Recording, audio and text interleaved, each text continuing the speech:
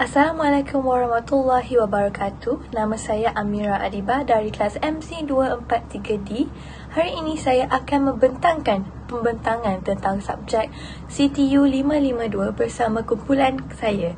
Tajuk kami adalah dakwah dan media sosial. Untuk pengenalan, saya akan menceritakan serba sikit tentang media sosial dan juga dakwah. Media sosial adalah sejenis media yang digunakan terus-menerus secara online melalui aplikasi seperti Facebook, Twitter, TikTok dan banyak lagi. Media sosial meliputi blog, forum dan jejaring sosial. Dakwah adalah upaya Islam agar manusia beriman kepada Allah dan Rasul-Nya dengan menggunakan berbagai cara. Ini bertujuan untuk mendorong tindakan komunitas dan individu berdasarkan akidah Islam, syariah hukum dan moral Islam. Berdakwah di media sosial merupakan cara yang efektif untuk menjangkau orang lain dan berdampak positif. Implikasi penggunaan media sosial dapat dilihat dari sudut pandangan masyarakat dan individu itu sendiri. Pendekatan dakwah berimplikasi pada individu yang memberikan kesan bahawa mereka dapat melaksanakan tanggungjawabnya dengan baik. Dakwah yang disebarkan memberikan jalan yang jelas bagi manusia untuk selalu menjalankan perintah Allah sesuai dengan rujukan yang benar. Implikasi bagi individu ini adalah untuk mematuhi perintah-perintah Allah. Ini kerana standard Allah ditegakkan melalui ketakwaan kepadanya. Allah tidak melihat status atau pangkat hamba-Nya atau penampilan seseorang. Assalamualaikum warahmatullahi wabarakatuh. Nama saya Muhammad Aiman Haziq bin Muhammad Fazil. Nombor kad matrik 202253659. Saya dari kelas CTU 552 MC08. Jadi dalam video ini saya akan menerangkan serba sedikit tentang objektif kajian yang terdapat dalam kumpulan kami. Jadi, kami telah mengenal pasti 4 objektif kajian yang kami lakukan dalam kajian kami.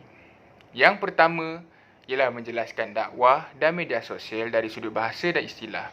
Jadi di sini kami ingin menghuraikan dengan lebih lanjut dan terperinci apakah itu dakwah dan juga apakah itu media sosial dari sudut bahasanya dan juga dari sudut istilahnya.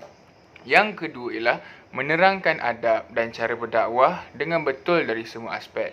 Jadi kami ingin menjelaskan cara berdakwah dengan betul, adab berdakwah dengan betul. Kerana seperti yang sedia maklum, pada masa kini ramai yang di luar sana berdakwah tetapi tidak patuh dengan syariah. Niatnya betul, caranya tak betul. Jadi niat tak menghalalkan cara. Jadi kami ingin menerangkan bagaimana adab dan juga cara berdakwahnya dengan betul dari semua aspek dan sudut pandangan. Yang ketiga, menghuraikan tanggungjawab dakwah sebagai seorang khalifah. Jadi di sini kami ingin menerangkan apa lagi tanggungjawab kita sebagai seorang khalifah di atas muka bumi Tuhan ini dan dalam berdakwah dan juga apa kepentingan dakwah sebagai kita seorang khalifah Tuhan. Yang keempat dan yang terakhir sekali, mengkaji kesilapan dakwah dalam media sosial dan cara-cara mengatasinya dengan betul. Jadi di sini kami juga akan mengkaji seberapa yang kami boleh kaji beberapa kesilapan dakwah yang terdapat dalam masa kini yang berlaku di dalam media sosial. Dan juga kami akan memberitahu juga cara-cara mengatasinya. Cara-cara kita membendung masalah ini dengan betul. Jadi itu saja daripada saya. Terima kasih. Assalamualaikum. Saya Puteri Nur Aldrina Balkis binti Uzil akan menghuraikan tentang adab dan cara berdakwah dengan tepat dari segala aspek. Perkataan dakwah berasal daripada bahasa Arab yang bermaksud seruan, panggilan atau jemputan. Pengertian dakwah dari sudut istilah adalah mendorong manusia untuk melakukan kebaikan dan mencegah mereka daripada kemungkaran dengan mengikut suruhan Allah Subhanahu Wa Taala dan petunjuk Rasulullah SAW supaya mereka beroleh kebahagiaan di dunia dan di akhirat dengan cara hikmah dan bijaksana. Selain daripada itu, menjaga tutur kata supaya tidak mengguris hati mana-mana pihak samping menyebarkan sumber dalil daripada Al-Quran, sunnah Rasulullah SAW ataupun ijma' dan kias para ulama'. Hal ini kerana akan lebih berkesan terhadap mereka kerana dalam menegur dalam bersederhana dan dalam berdakwah kita disuruh untuk tidak menghina agama lain dan tidak menghina bangsa lain. Tujuan kita adalah menjelaskan apa yang dibenarkan oleh Islam serta arif tentang apa yang diharamkan dan memastikan dakwah itu mengajak umat manusia biar bersatu dalam Islam, berpaksi kepada akidah, syariat dan akhlak Islam. Seterusnya adalah tentang tanggungjawab dakwah sebagai seorang khalifah. Dalam menjalankan dakwah ini, kita harus memastikan tujuan berdakwah ialah untuk menjelaskan kepada masyarakat tentang perkara yang dibenarkan dan perkara yang dilarang oleh Islam. Khalifah dari segi bahasa adalah berasal dari kata khalafa yang bermaksud pengganti atau wakil. Dalam sebutan biasa, khalifah selalu difahami sebagai pemimpin atau ketua. Namun dari sudut syarak, khalifah bermaksud pengganti Nabi Muhammad SAW. Menurut Al-Mawardi pula, khilafah membawa maksud niyabah, iaitu berganti kepada penguat kuasa hukum syarak, iaitu Nabi Muhammad SAW dalam menjaga agama dan mentadbir urusan dunia.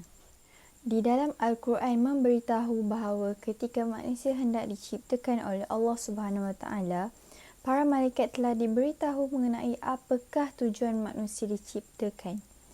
Menurut Abdul Hadi Awang, negara Islam adalah berdiri kerana hendak mencapai tujuan manusia sebagai seorang khalifah. Selain matlamat ibadat dan amanah, dua fungsi utama manusia sebagai khalifah ialah untuk menjaga agama dan mentadbir urusan dunia dalam agama. Hal ini selari dengan takrifan khalifah yang disebutkan oleh para ulama', iaitu dengan menegakkan Islam dan segala isi hukumnya ke atas manusia dan menyampaikan dakwah Islam kepada manusia. Sebagai khalifah, orang beriman mesti membuktikan kebaikan Islam dan menunjukkan kesesatan cara hidup yang lain. Khalifah mempunyai dua mekanisme dalam menegakkan agama, iaitu melalui jihad dan dakwah. Melaksanakan perintah-perintah agama dalam semua urusan dunia, yakni mentadbir dunia dengan menggunakan agama, ia adalah meliputi tanggungjawab untuk menegakkan keadilan di kalangan manusia, membentuk pandangan yang mulia dan kebebasan berpendapat yang bermaruah, menghormati manusia lain dan menegakkan keamanan dan kestabilan. Dalam mencapai kestabilan ini, negara Islam berkewajipan untuk menjaga kemaslahatan agama, nyawa, akal, keturunan dan harta benda. Dalam pada kita seronok menyebarkan dakwah, ramai yang tidak sedar akan kesilapan dakwah dalam media sosial yang juga ingin saya huraikan.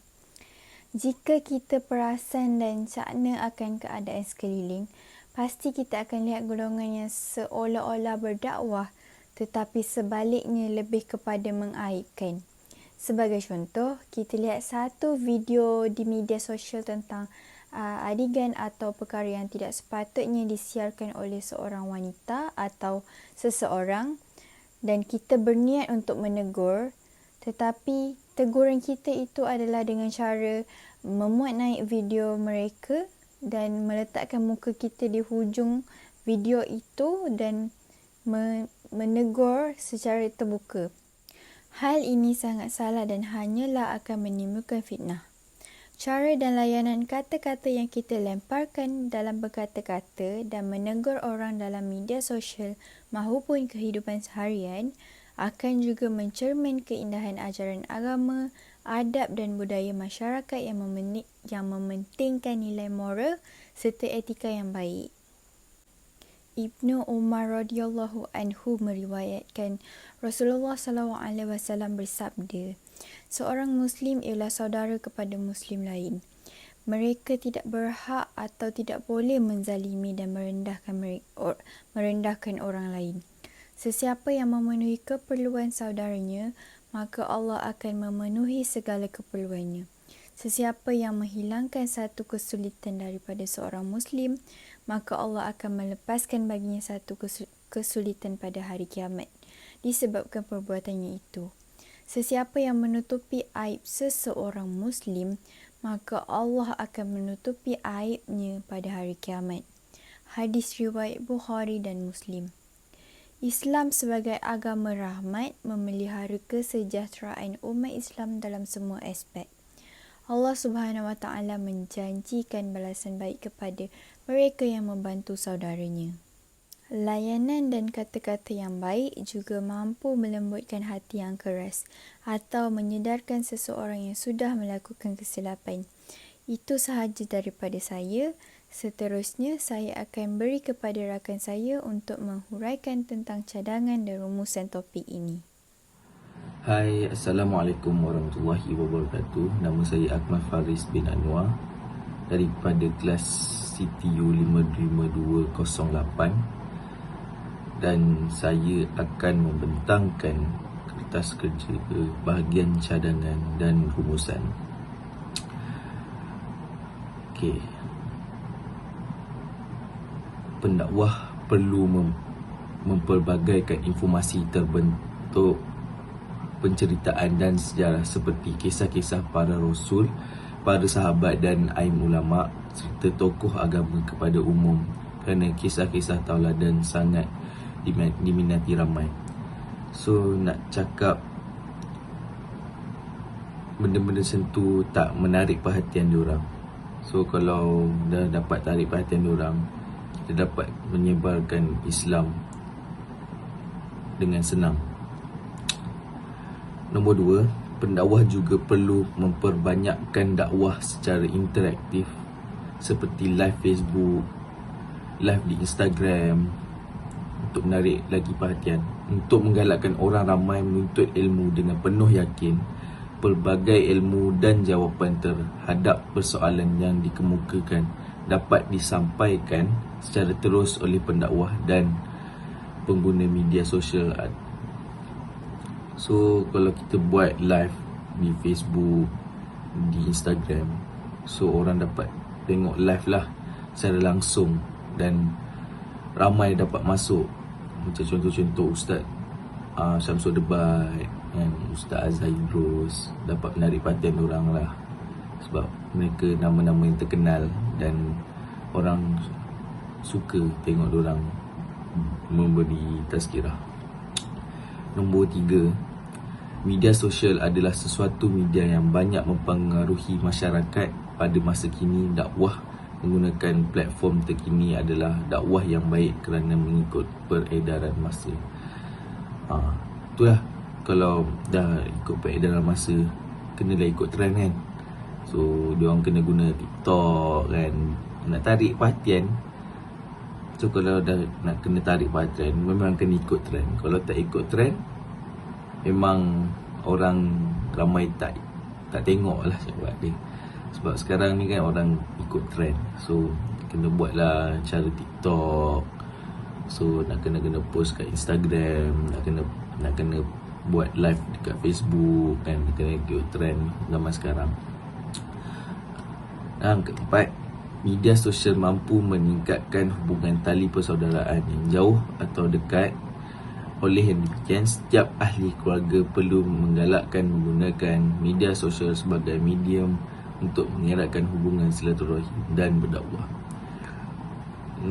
Sebagai contoh, semasa sambutan Hari Raya Aidilfitri, kalau siapa yang tak dapat balik time COVID-19 hari tu, diorang menggunakan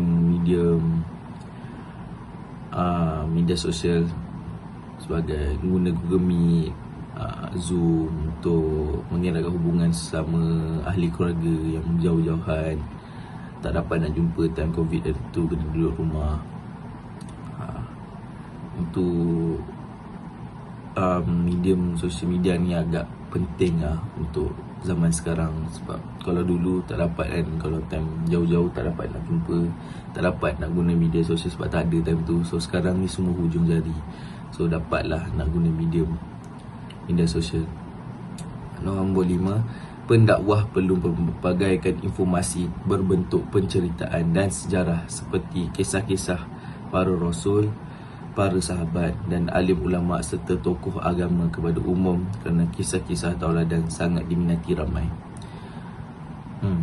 Bagi contoh para Nabi Rasul kita, Nabi Muhammad SAW, mereka punya cerita memang mengagumkan dan ini akan memberi tauladan dan pengajaran kepada kita lah untuk mencontohi mereka hidup, cara perhidupan mereka lah.